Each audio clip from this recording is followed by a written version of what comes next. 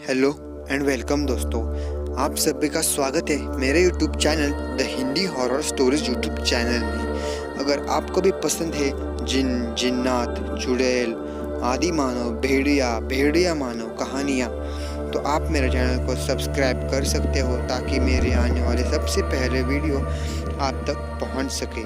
तो चलिए बढ़ते हैं आज की कहानी की ओर। आज की कहानी जो हम आपको बताने वाले हैं वो हमें भेजी है संगीता काकड़े।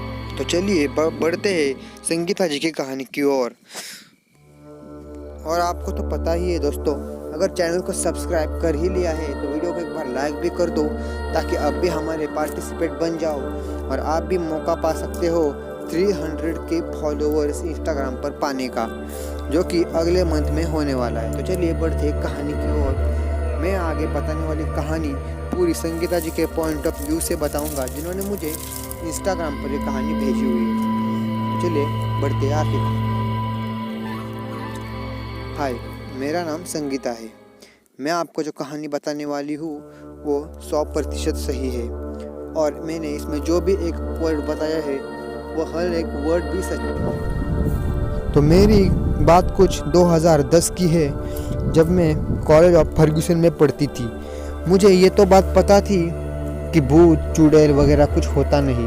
मैं भी पहले इन पर बिल्कुल कभी भरोसा नहीं किया करती थी। मेरे दोस्त भी मुझे अक्सर कहा करते थे, यार जिस दिन तेरा पाला पड़ जाएगा ना, उस दिन खाना भी मुश्किल कर देंगे। लेकिन मैंने इस बात को कभी माना नहीं।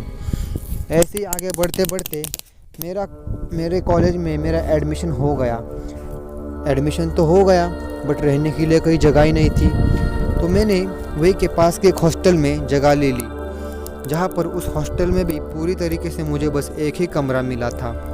उस कमरे में भी लोग कहते थे कि उस कमरे में भी किसी ने फांसी लगाकर पहले ही आत्महत्या की है, लेकिन मेरा इस बातों पर भरोसा नहीं था।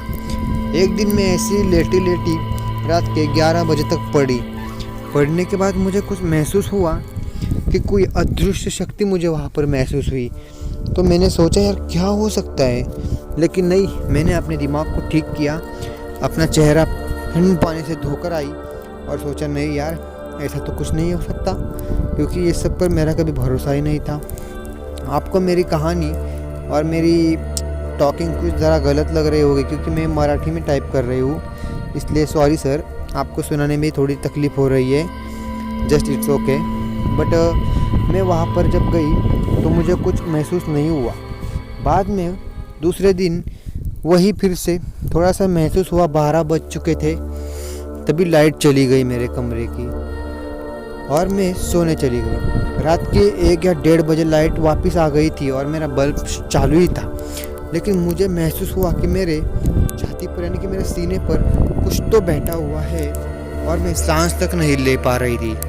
जैसे ही मैंने झटपट करना शुरू कर दी और मैंने अपनी आंखें खोल दी तो मुझे महसूस हुआ कि वो डायन, जिसका मुंह पूरा सड़ा हुआ था, हाथ ऐसे लग रहे थे जैसे मेरे गम लगाया हुआ है, मेरे पूरे गीला हो चुका था मेरा पसीने से, मेरा शरीर तरबतर, मेरे पैरों तले ज़मीन खिसक रही थी।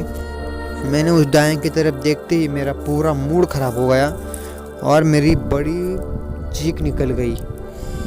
मुझे ये पता नहीं चला आखिर तक कि मेरी चीख कैसे किसी ने नहीं सुनी। उस डायन ने मुझे उठा के हे धड़ाम से दीवार पे पटक दिया। बस पटकते ही सर से खून बहना शुरू हो गया।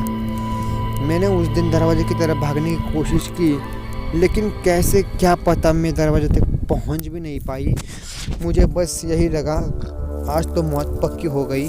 वो डायन जैसे मेरे तरफ उसने जैसे ही पटका, मैं खड़े होने से पहले ही मैंने उसको उल्टा जब मैं गिरी तभी मैंने देखा कि वो एक झटके में दीवार पे भी चढ़कर नीचे उतरकर फिर से पंखे तक जा पहुंची। ये देखते ही मेरे हार्ट बीट 0 से लेकर 99 तक बढ़ चुकी होगी, ये मुझे पता है, क्योंकि मुझे अटैक ही आने वाला होगा 101%।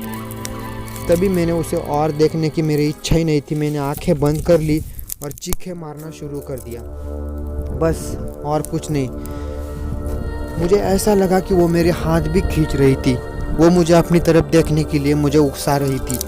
उसने मेरे हाथ जैसे ही खींचे, जैसे उसका मुंह मेरे सामने आया फिर से, बस मैं कुछ कह नहीं सकती। मैं इतनी गंदी तरीके से बेहोश हो गई कि मुझे कुछ पता ही नहीं चला। जब मेरी आँख सुबह खुली तो सुबह के 10:30 बज चुके थे और कॉलेज के लोग, बच्चे सब कॉलेज से वापस तक आ चुके थे, क्योंकि मेरा कॉलेज सुबह 7:30 बजे भरता था और 10:30 बजे छूटता था। बस आते ही सब ने मुझे पूछा क्या हुआ, क्यों नहीं आए कॉलेज में।